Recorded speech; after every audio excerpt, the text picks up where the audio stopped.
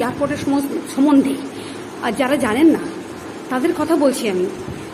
তারা যখন আপনাদের লাগেজ নিয়ে যখন এয়ারপোর্টে যান, আপনারা অপেক্ষায় থাকেন কখন চেকিং করবে বা চেকিং হয়ে যাবে, কিন্তু চেকিং করার পর কিন্তু আপনারা ভাবেন কি যে সবার চেক হচ্ছে, আমার ব্যাগটা কেন চেক হচ্ছে না। আপনারা দ্বিধাবোধ করেন যে কখন আমার ব্যাগটা চেক করবে, আমি কি কোনো ভুল করলাম, কিন্তু না, আপনার মূল্যবান সময় নষ্ট হয়, মূল্যবান জিনিস নষ্ট হয় বা হারিয়ে ফেলেন।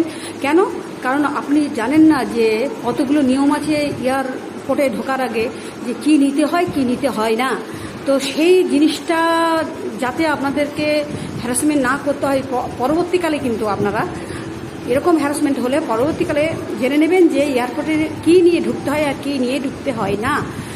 বিভিন্ন আন্তর্জাতিক এয়ারপোর্টগুলোকে কিন্তু বিভিন্ন নিয়ম জারি করা হয়েছে, আপনারাও সচেতন হয়ে কিন্তু আপনারা